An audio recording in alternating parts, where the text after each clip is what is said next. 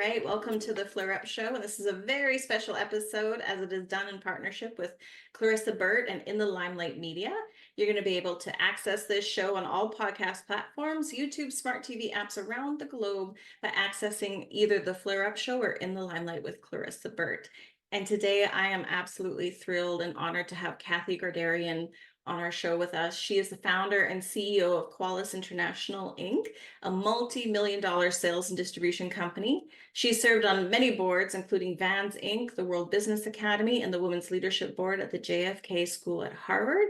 And she has been awarded the Lifetime Achievement Award from the National Association of Women Business Owners. Thank you so much for joining us today, Kathy. It's such a pleasure to have you. Thank you. I'm so happy to be here.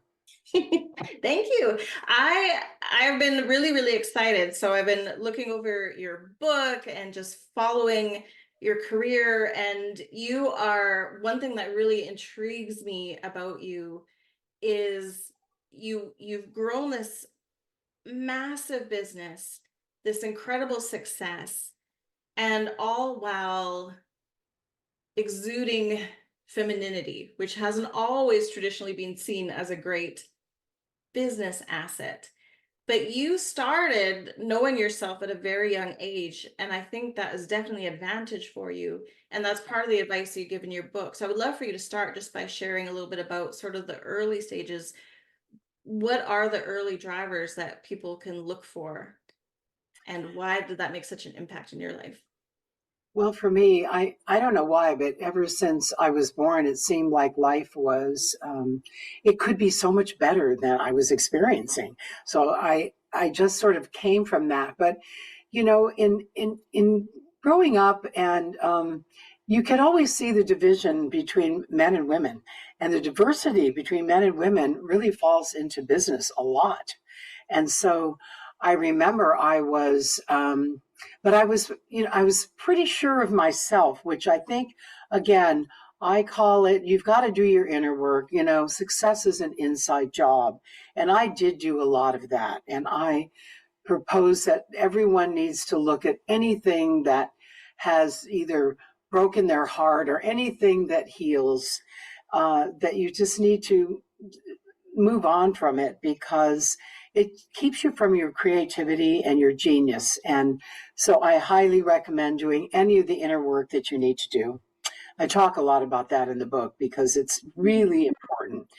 And so, and then I was working for 5 men in Los Angeles that owned the company, and I was the only female salesperson in the company. And when they closed the door of the sales meeting, it was 30 guys and me. And yet I'd have the highest sales totals often. And the president of the company would say, well, Kathy has the highest sales totals again. So how do you guys like being beat up by a skirt? And these kinds of things, along with him always telling me, you're a woman, you could never have a company. A lot of this was, it finally got to me because I kept, I used to go home and be upset about it. But I would say, well, I'm making too much money. And that's the other thing I tell people, never stay for the money because you think you can't do better than this. And it's all these things you have to keep digging deep within yourself and seeing what's keeping you from moving forward. Mm-hmm. I think there's a lot of us out there that can relate to that. Many of us women, when I started my career, I worked in trucking and heavy construction. In management, and yeah. So it was a lot of that. You'd show up to a meeting, and I like to dress nice. I like being feminine. That's something that I like to do, but it doesn't affect how I can do my work. But people would be like, are you going to the bank after this? Like, you're dressed like a banker. You're dressed like, they would make such comments. And I'm like, you would not comment about anybody else coming in dressed up a little bit. But anyways, Yeah. just admire your tenacity. And I love that you said don't stay for the money, because I think that does sometimes get lost. Like, there's a purpose in business, right? And there Yes. is a place. You talked about diversity between men and women. And I think that is such a positive, that diversity, to have the relationship side of business, because that really obviously was probably how you were achieving sales, was through your relationship building and be able to relate to people. And that's a very tends to be a more feminine quality, doesn't it? It does. And I don't know, it seems like this was what I'm here to do this lifetime, because after I left that situation and started my own company, I got the Home Depot stores when they only had 25 stores in the whole country. And trust me, it's a lot of men. It was very male dominated. And here I was, a CEO of my own company and trying to talk to all these men. And actually, that was really the whole crux of my learning how to stay in my own power and yet be kind and understanding to the other side. Because men and women do see things differently.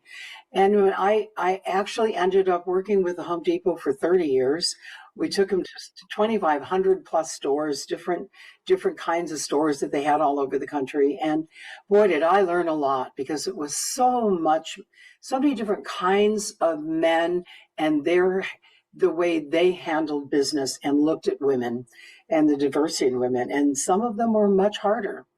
But my goal was to find a way to make it all work and be the one that can make the change, be the one that's going to be compassionate and kind instead of just arguing about things, which sometimes that's what we end up doing.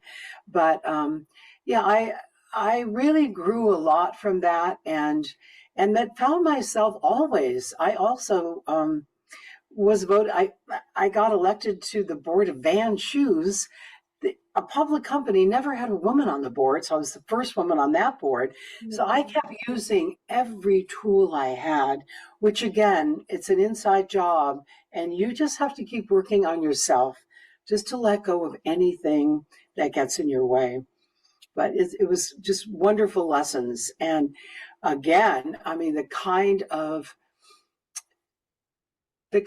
prosperity it brought, and the kind of just the business was so much easier and rewarding when you come from this way as well. So I love it. And really your message in your book and the way you work, it wasn't about placating or people pleasing or turning, a blind eye to things that weren't maybe ethical or kind or loving. You really stood strong, but in love, right? yes. Well, as the poet Rumi says, love is the bridge between everything. And it really is. And it's when we finally learn that, which, there's a difference between knowledge and wisdom. And it's really when you get into the wisdom part of your life, you think you just stop doing what doesn't work, and so many people out there, and I'm going to say men and women, and the diversity of how they hold life is very different. And the feminine energy in business is really needed now. It's a time of moving women forward. Yeah, this is it's a whole way that and there's really smart men I know that own companies, and they tell me, are you kidding? I have all these women around me. It's so empowering. And I love that, because they actually know that. It's great. Yes, it is great. I love diversity. We need different perspectives. We need different opinions. We need different ways of doing things. That's how we continue to innovate and evolve and grow, right? When we can look at problems together instead of putting it between us, we're all around the problem, which is not a person, it's a situation. Absolutely. How did you was this tenacity something that was natural in you? You mentioned about doing the interpersonal work. What were some of the qualities or characteristics you had to build within yourself to get to the place where you had the tenacity to know that, you know what, if I learn to regulate me and stay focused on what's important and stay focused in love, even when things are tough, how did you get to a place like that? Well, I've done a lot of inner work. I mean, even in college, I cared more. Business was fine, but I really loved psychology and all of the different kinds of thinking that were in all different parts of the world. And the Eastern philosophy I loved. And I just kept studying. And the more I studied, the more I could see that that was actually showing up in your energy field. It's interesting. You think no one's going to notice.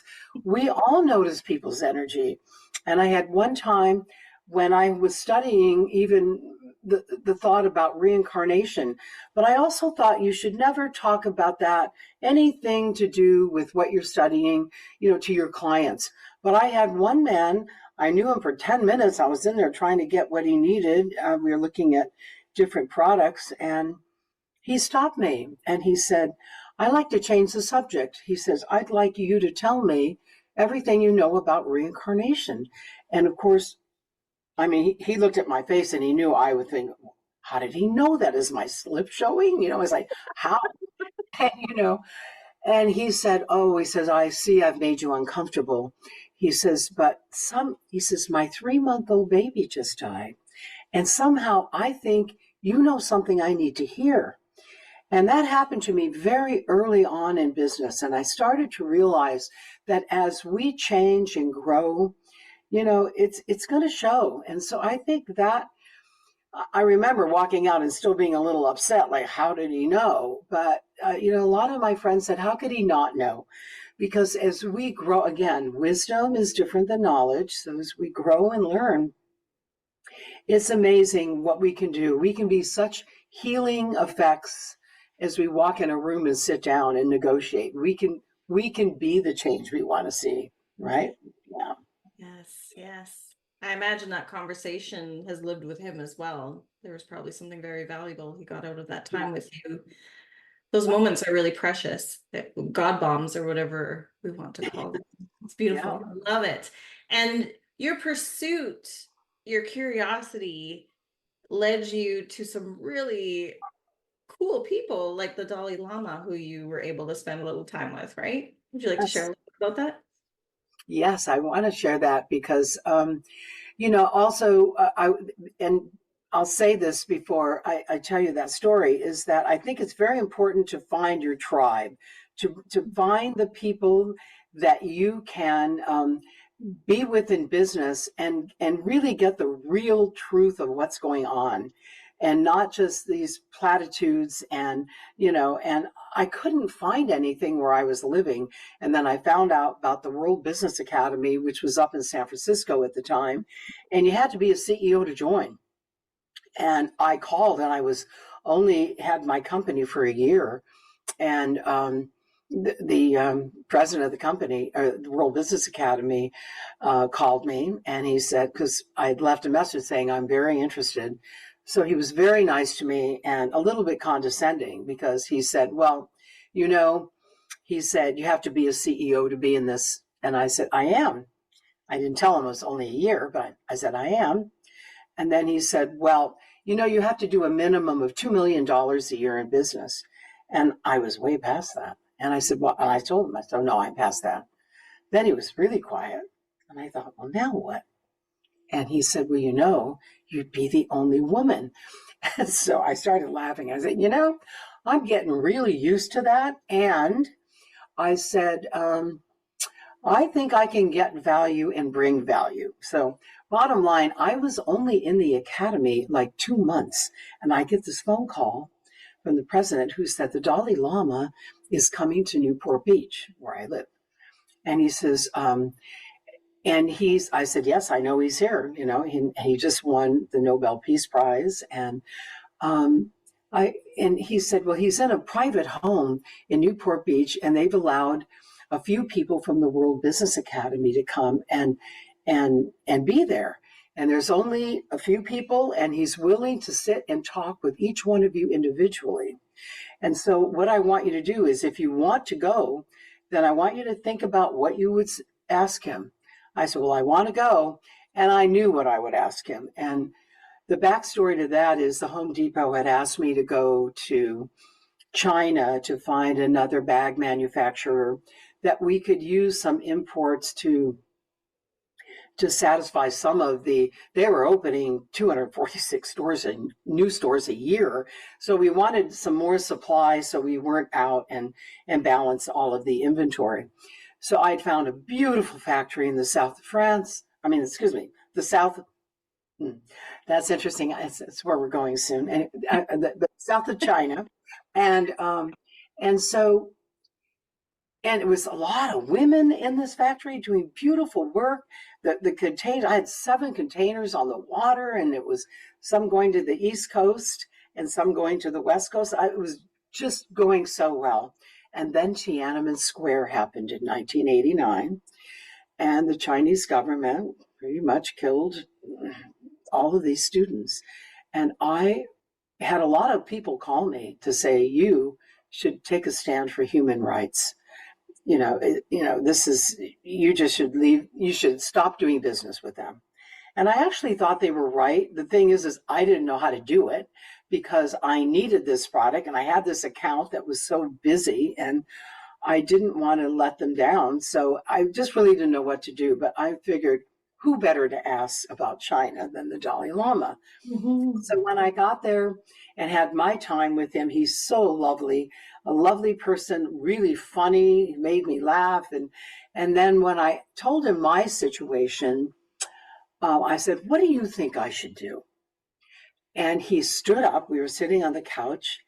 And so I stood up and he took my hands in his hands and he said, Kathy, why would you punish the Chinese people further for the thoughts of a few? He said, that's not how you create your reality. You create your reality by never thinking what you don't want. Now you think about that. That is a major statement. Never think about what you don't want. You keep your energy into the pool of consciousness that you want to see. And you actually act like it's already happened. You just keep working that way, and that's what will appear. That's how you create your own reality. And he saw the change in my eyes. I mean, I got it right away. And I looked at him and I said, wow, I never held life like that. I said, it's wonderful. And he knew that I was going to do it. And he knew I was off to Beijing about a month later. And he told me to watch my tonality. They're very sensitive to that. He was so helpful. And what was good about the Academy did so many different things all over the world, and that I ended up being in his presence 2 other times. And he remembered that he really helped me in business. It really changed my business and the way I held life. That added to being kind and being thoughtful. And again, more of the feminine compassion and yeah. It's a valuable lesson. I'm really happy to share it. Yeah. That's a beautiful lesson. And that's really love, right? Is Yes. if something terrible happens, even if it's on purpose, sometimes we think the answer is to retreat or remove or abandon, right? Like that's not worth my time or my energy. Yeah. And actually, that's not love. Love is sort of leaning in and holding out a hand to help people, right? And so by keeping your business there, I 100%, not that I'm the Dalai Lama, but I would 100% agree with that as well, because the extra fallout, they're already terrified, scared, etc. And they rely on these Yeah. things, these dealings to continue living and providing for themselves. And it creates opportunities, and that shouldn't go away because of a few people, even though Yes. it's It was horrendous. So. a wonderful lesson on how to hold, how we can make a difference on how we see the world, and you're right. And a lot of times I sometimes think, oh, I don't like what you're thinking. You're not thinking about what you want, I always come back to it, because as human beings, we're not perfect, or no, I say we're perfect in perfection, right? Yeah. Yeah. Right. Perfectly imperfect. It's Yes. a yes. And it really helped me. It so grew my business and all the different people that I ended up working for, and so many men. And again, so many times I was the only female in the room. So it's very interesting. And that's why I know how powerful the feminine energy is in business. And we need more of it. We do. It's Mm-hmm. moving women forward. And especially also in, we just have to get on more corporate boards. a difference. It does. They've already proven when women are on public company boards, they actually do better. So, Mhm.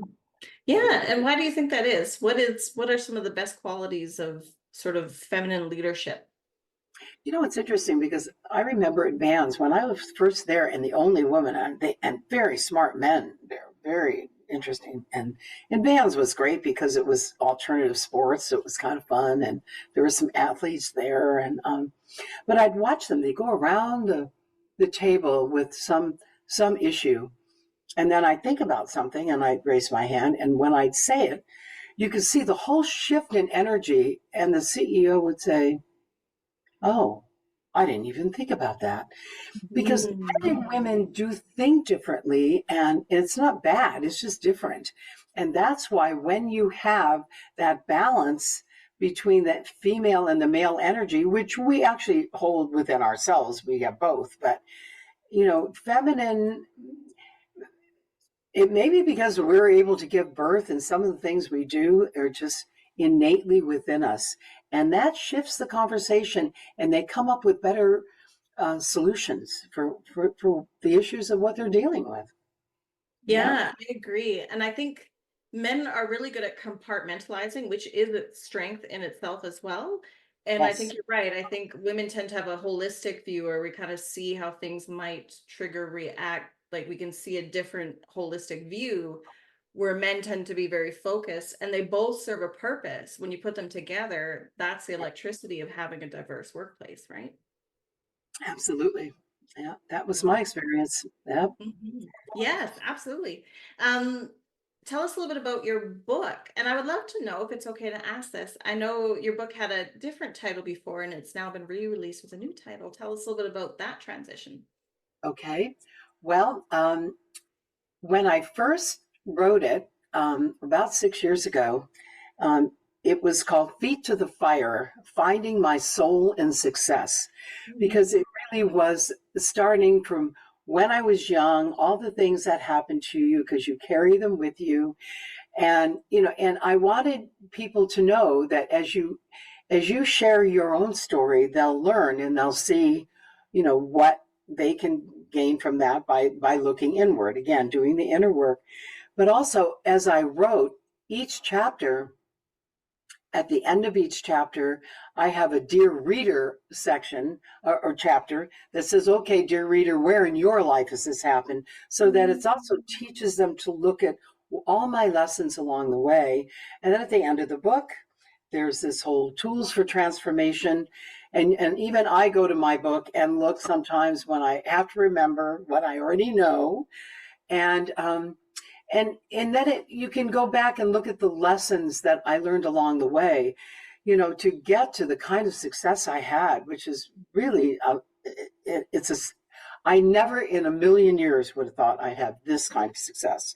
So I would say to you that, but when I talked with Jack Canfield, who's, he's such a book guru, he said, I loved your book, and your book is transformational for business people. He said, but you have to change the cover and you have to change the title. Because if I was walking through an airport and saw the book, he said, I would have thought it was a memoir and not a business book. I went, no, no, no, it's a business book. He said, well, then change the name and change the covers so people will know that. So that's all we did. It's the same exact book with Yeah, everything, all the lessons, but it's now called The Wisdom of Love in Business. I love it. Transformational Tools for Entrepreneurial Success. That's what it is. I love it. And he's such a smart cookie, that Jack Canfield, right? Of course you're He gonna be smart. certainly is. Yeah. He, and I've known him forever, and he was so kind to me. And we were in Deepak Chopra's same group together. We were in so many things. He was in the academy. But finally, when I said it's not doing as well as I'd hoped, and he said, "We'll send it to my home." So I sent a book to his home, and that's when he changed everything for me. And I got it done, and it's up on Amazon, and and there's an Audible book as well. But yeah, that's why it's changed and why it's different. Yeah. I love it. I love it.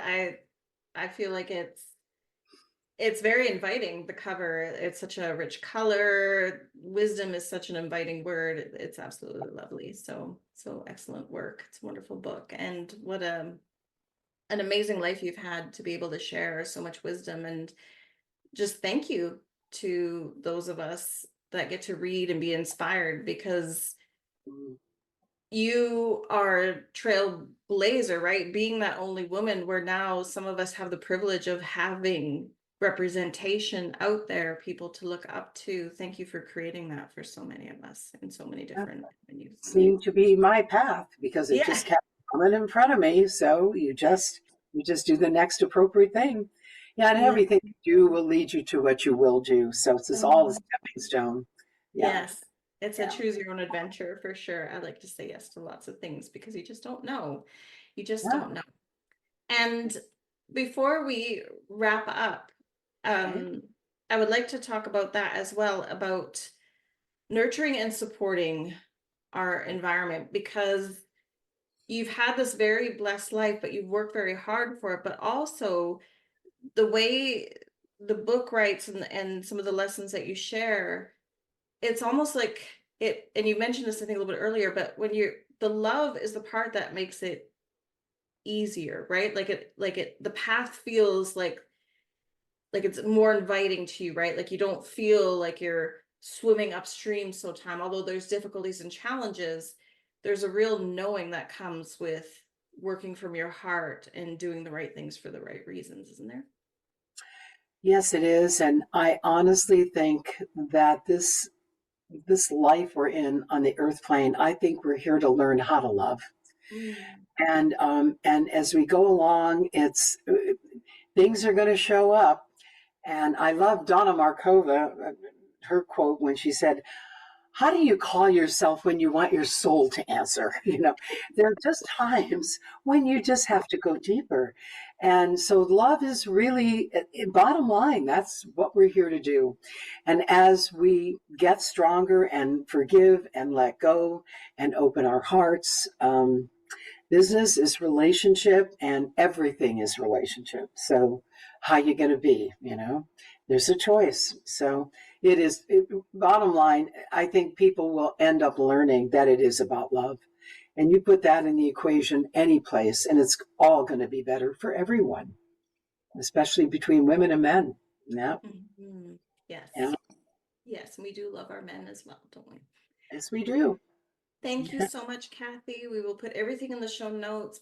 Please go purchase her book, take a look at Kathy's website, and just check out the incredible work that she's done throughout her career. Just thank you for sharing your time and your expertise with us. Thank you, Kathy. You're so welcome. I'm so happy to do it. And all the best to you. Thank you.